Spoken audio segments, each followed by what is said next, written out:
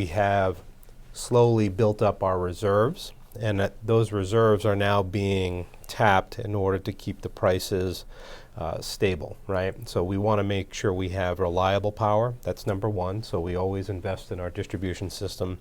But just as importantly, we want to make sure that the prices to consumers remain stable for as long as possible. Now, nothing is forever, but we're hoping that this is a kind of a temporary shift in energy costs around the country, right, and around the world. What we're seeing is high natural gas prices, and therefore translating to high electric costs, because most regional New England generation plants rely on natural gas. More than half of our generation comes from natural gas.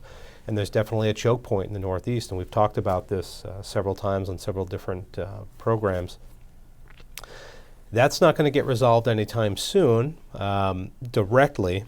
There's lots of different factors for that, which we're not going to get into here. This is more about what are we doing in order to help with that. So one, we have our reserves, but how to use those reserves to the best possible and most efficient way, right, to make sure that we keep our prices stable. When I say stable, we're talking the retail cost of electricity, 15 to 16 cents a kilowatt hour, where you're seeing around National Grid, Eversource, mid-20s up to almost 30 cents for their retail cost of electricity. And one would think, well, how are you going to do that? And when's the shoe going to drop for us?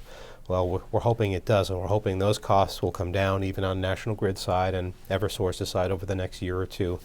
We'll tap our reserves for as long as we have them. 2022 was covered. 2023 looks like it can be covered, and we just did something for the first time with our power supply that we hadn't done before. It's called hedging.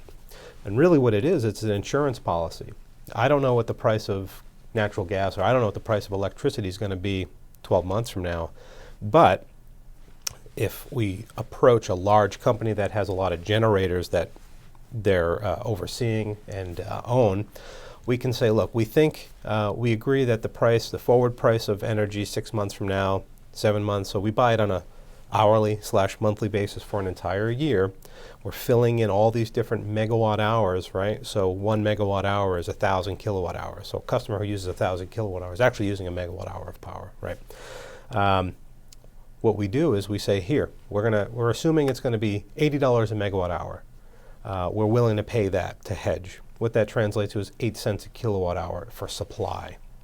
Okay, that's just the energy piece. You also have transmission costs, capacity costs, and then the cost to run the distribution company to maintain the poles and the wires that get added on to that. Now, our average cost over the past 7 to 10 years has been closer to 4 or 5 cents a kilowatt hour. So with this hedging, we're paying 8 cents. We're taking out an insurance policy saying, well, all the forecasts that we have seen are showing it's going to be 10 to 12 cents for energy or higher. If it goes down to 4 cents, well, that's like insurance. You hope you don't need it, you paid for it, and you lost. But if the price of energy truly is 10 to 14 cents, we won.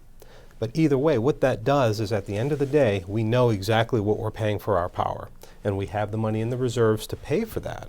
So we're exercising that right to do it so that we can make sure that at the end of the month, we understand what our costs are going to be much closer to this, to the bottom line, as opposed to the volatility which the market typically sees.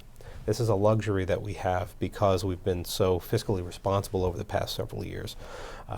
This is customer money, and this customer money is being used for the customer in this way.